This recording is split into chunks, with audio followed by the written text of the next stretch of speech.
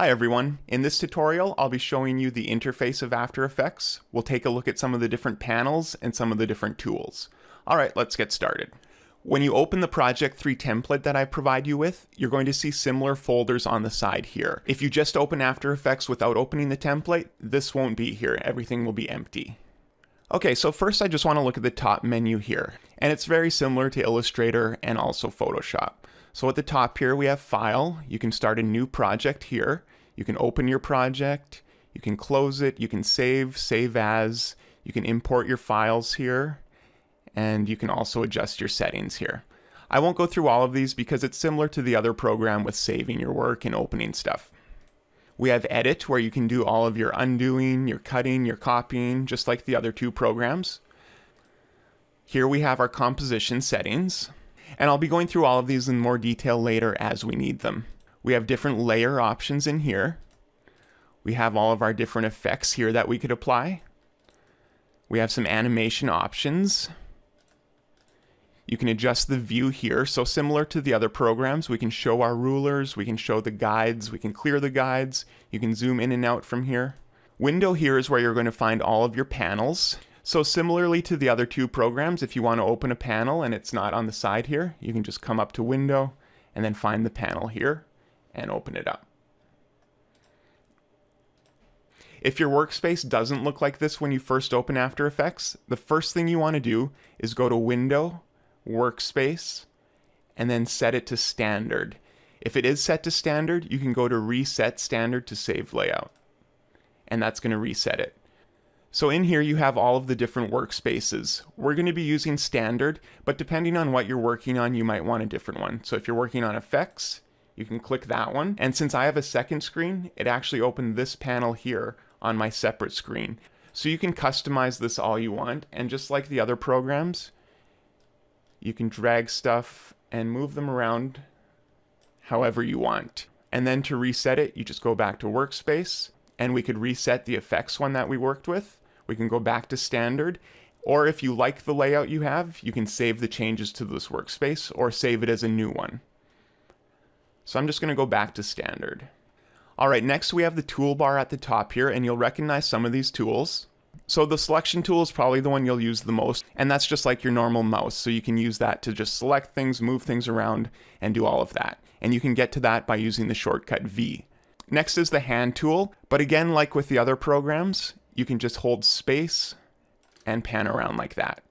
Next we have the zoom tool, where we could zoom in, or hold Alt and zoom out. Again, like with the other programs, you can zoom just by using your scroll wheel on your mouse. Here we have our rotation tool. We have a unified camera tool. You're not going to need to worry about that. We have a pan behind tool, and I'll show you what that does in a different tutorial. We have our shapes tool here, and I'll have a tutorial on making shapes later. We also have our pen tool, just like with Illustrator. We have our type tool, and just like with the other programs, if you click and hold on it, you can get different tool options. We have a brush tool, we have a clone stamp tool like with Photoshop, we have an eraser tool, and then we have some other ones here like a roto brush and a puppet pin that we won't be using. Here's a useful function right here, snapping. When you move stuff around down here, since we're working in time this time, you're going to want stuff to line up perfectly sometimes. So with snapping on, what that's going to do is snap layers together perfectly, and I'll show you an example of what I mean by that later.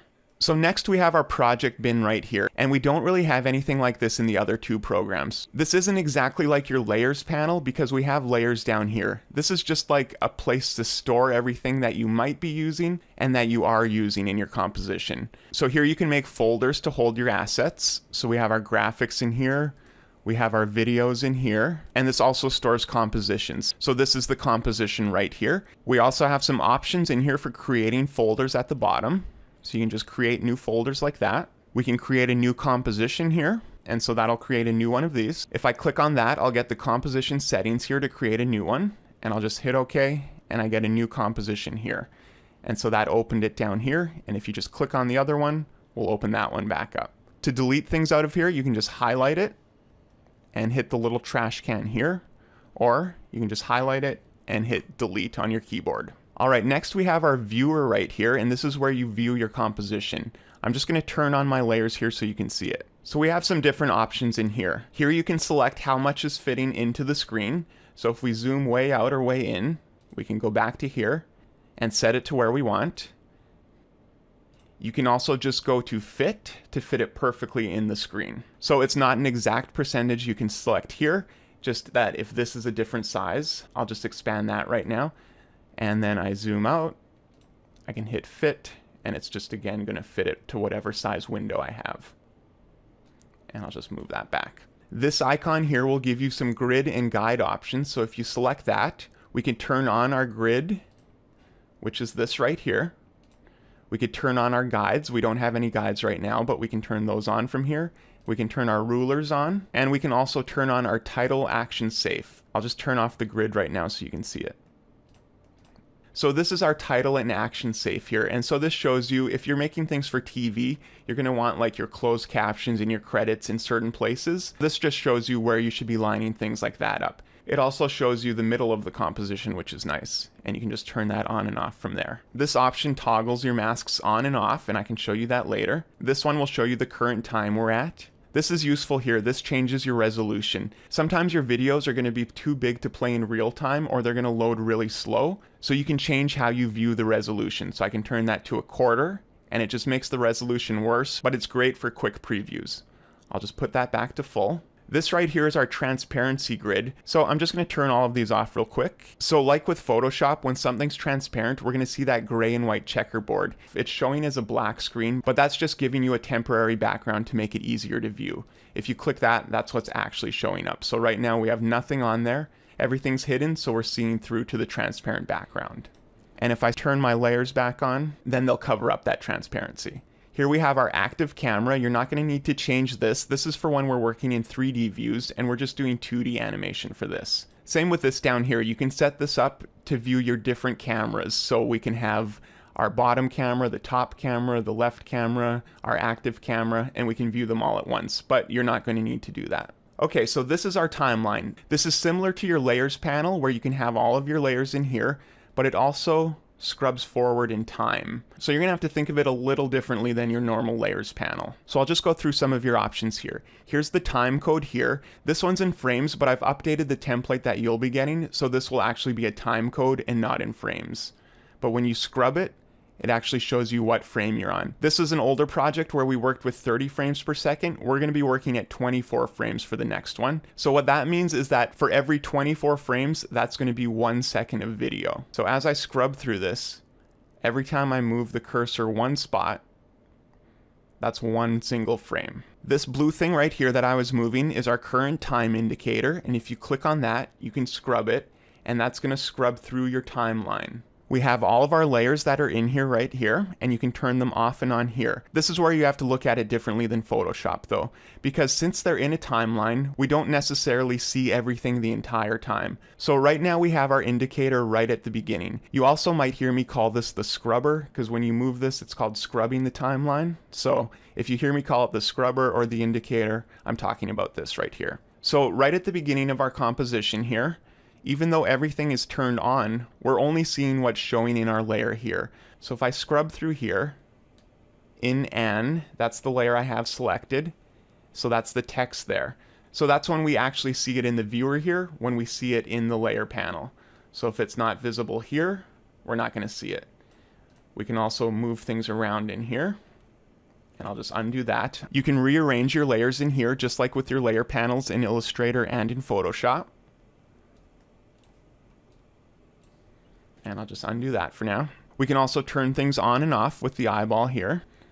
You can lock your layers, so if you don't want to move something, you can lock it. And you can also isolate a layer with this icon here. So if we only want to look at one layer, so say we want to just look at the background video here, we can just hit that button and it's going to isolate only that. If we want to just isolate the text, we can do that as well.